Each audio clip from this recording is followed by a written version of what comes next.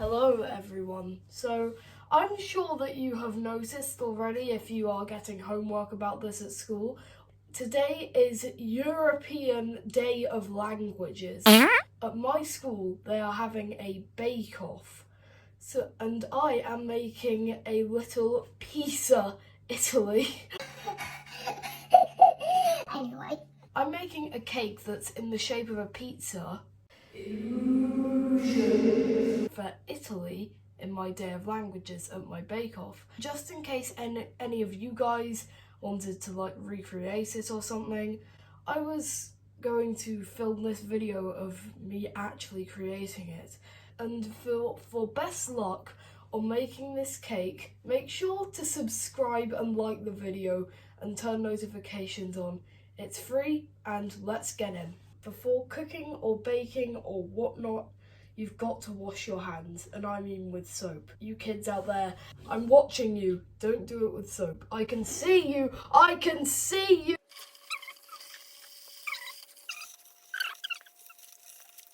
So next, guys, we're going to turn on the oven and then preheat your oven to 180 degrees. So everyone, next we are going to need the ingredients to actually make the cake. Yes, it's going to be hard work. Those lazy people among you who I'm sure are watching, I can see you and I can relate to you. The ingredients are self-raising flour, eggs, sugar, vanilla essence, butter, more butter, icing sugar, jam, bit of milk, food colouring, and even more food colouring. As well as the ingredients, you're also going to need Scales, cake tin, another cake tin, spatula, greaseproof paper for lining your cake tin. This is one of my top tips. So firstly, you've got to weigh eggs in their shells. For this cake, I suggest you weigh 4. Then it should come up with just roughly 246 grams if you're using large or medium eggs. And whatever the eggs weigh, everything else has to weigh. That is one of my golden rules. Say butter, sugar, flour, they all have to weigh the same as the eggs. This also applies if you're making cupcakes.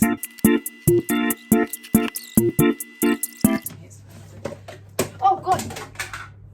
So far I have weighed 246, or now it's saying 247 grams of flour. But also we are going to need to weigh the sugar. I suggest golden caster sugar. Oh,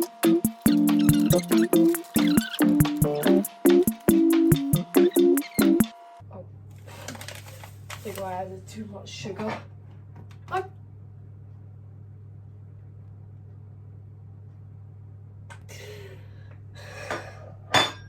We're not going to talk about that. Woo! Right, let's clean this up. So next we're going to weigh the butter, but here's the confusing thing. 4 grams is virtually nothing. So this block of butter also weighs 250 grams. We can literally just scoop the whole block of butter just into there. So the butter's probably going to be the simplest one of all, not gonna lie. This is going to make it very easy to cream it with the sugar, or at least easier. So basically you've got to chop the butter into little pieces. Sugar, because if you mix the sugar and the butter together, you eventually come out with buttercream, which is one of the best substances in the world if you ask me. May as well lick my hands now. Wash, not lick, you munter. What the hell? After putting the butter into the bowl, you are seriously gonna need to wash your hands. This is an electric whisk and you're gonna need it to cream the butter. Yeah, if you don't have one of these, but you do have an old-fashioned whisk, then use that, because you're gonna end up getting ripped. I have got the easy way, but this looks a little like an old-fashioned whisk, and yet I have no idea actually what it is. Alright guys, the next part's pretty simple. You are going to need to add the basic 250 grams of sugar to your massive bowl in which you've tipped the butter. Well, now we're going to cream the butter, and we've got to do this until it goes slightly pale, and then the buttercream is ready. So here we go. Wait. Retrying.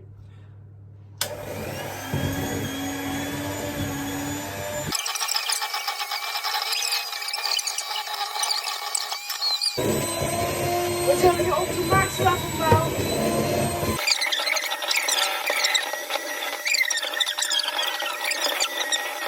One eternity later. That's what we have to go through. An eternity of whisking. So what we're doing now, which we should have done at the beginning, is lining the cake tin. The reason that this cake tin looks really broken and sounds really broken is because it's something called a loose bottom cake tin. Allowing it to do this helps get the cake out once it's done. We're going to use this parchment roll to line the tin. This parchment paper, it stops the cake from sticking to the tin. Currently I'm drawing 2 circles around the loose bottom of the loose bottom cake tin. This is what you should be coming out with, or something along the lines of this. Now we are going to cut this out. Ah! Don't chop your fingers off like I just did. Spider-Man. So after cutting these circles, what you should end up is like two of these. These are curling, so you won't be able to see the full circle. These go in the base. The leftover bits you can cut into strips to do the sides. You remember this empty pack of butter from what you emptied earlier? We can use this to grease the tin. This stops the cake sticking. Hashtag greasing montage. Now, if you can see this, we are going to put the round in the bottom that's been freshly greased by our butter leftovers. Then we also have to line the sides of the tin. Trust me, this took absolutely ages, more than the actual time of this video. Should end up looking something like this. Well, this is the part you've got to be careful of, the vanilla essence. It comes out very quickly. You have to do half a capful, I'd say. Next, we're gonna crack the eggs. My best technique of cracking eggs is just slamming them into the bottom of the bowl until it cracks open, and then separate the shell. If you have more than one egg, which you definitely will for this, you won't be able to slam it on the bottom for more than one egg. So you've got to slam it on the side if you're doing it my technique, and if you're doing it another technique, I respect that. Just saying, some people sift their flour, but we don't bother because our flour doesn't have weevils in it and it's self-raising. Next, I think we're going to tip the eggs in. Make sure not to spill the eggs everywhere, otherwise the poor chickens will have to lay more eggs and lose more children.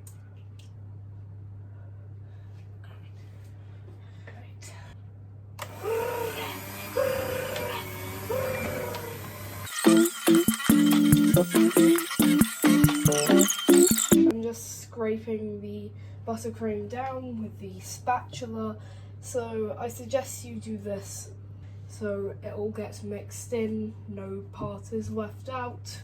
And now we continue whisking.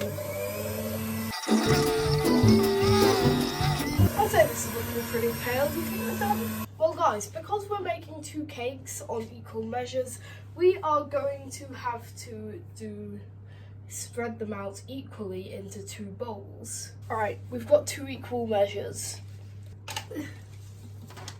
Perks of the job.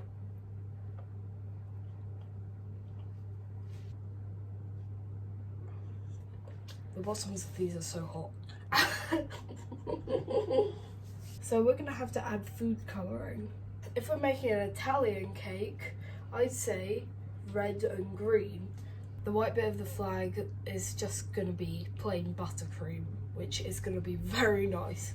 So currently this buttercream is going pink and not red, so we're gonna need to add a little more. I'd say that's gonna be enough. Mistakes were made and I didn't make them. I think that's gonna be enough. Hashtag mistakes number 2. No Italian styles in the making of this video. We've used all our red food colouring. It's a little disappointing, but it's still a light red, so it'll do. Anyway, now it's time for the green part of the flag.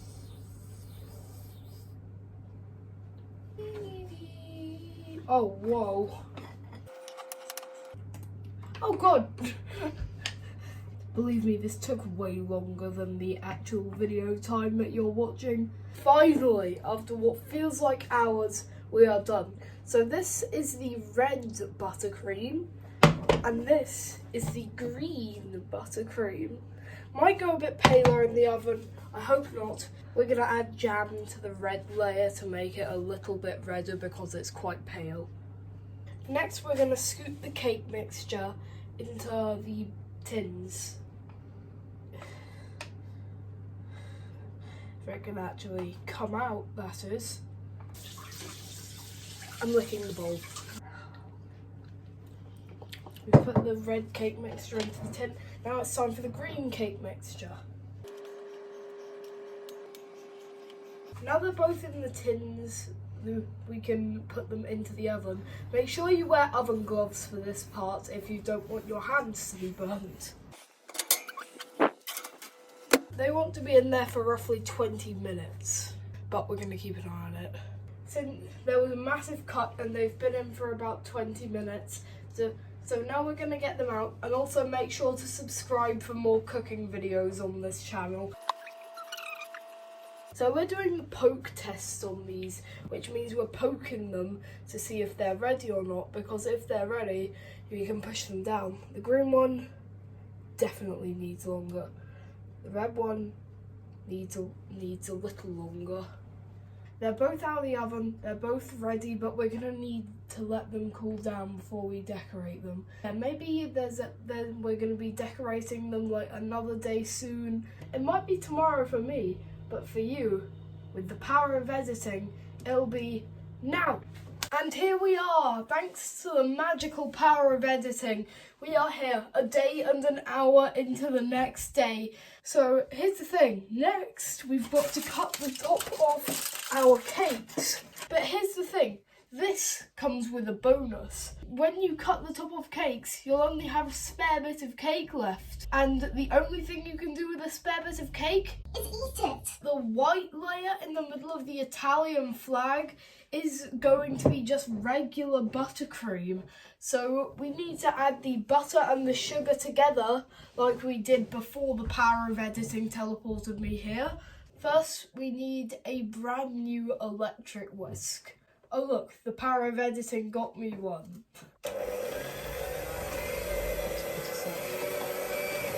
It's literally spinning by itself. We're slowly adding in some icing sugar. It's what you've got to do, remember?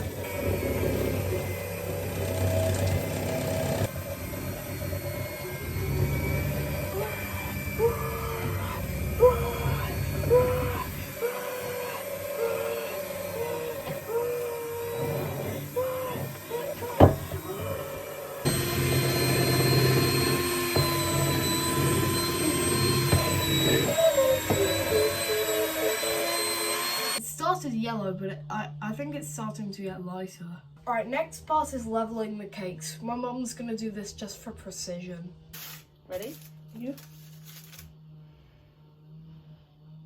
Wow. Privileges of this. Oh gosh. Ooh, it's broken. Oh.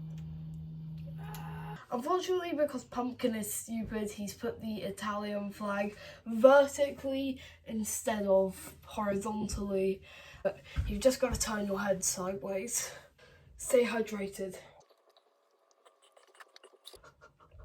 Easy.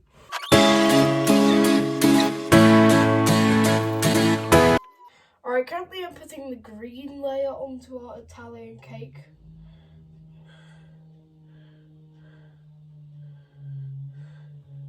So we're currently doing a crumb coating, and that means we are going to add a very, very thin layer of buttercream over this.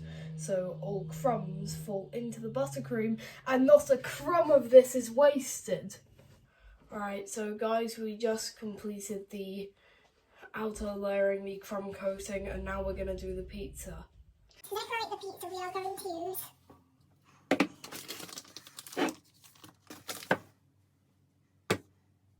Psych! We're going to use pretend versions of these, and we're going to try our best to make it look like this. Guys, we're currently making the pizza, and this is going to be the crust for our pizza, and we're going to make our own tomato passata by getting some of the buttercream left over and food colouring it red. Let's try that for now. Wait, boy.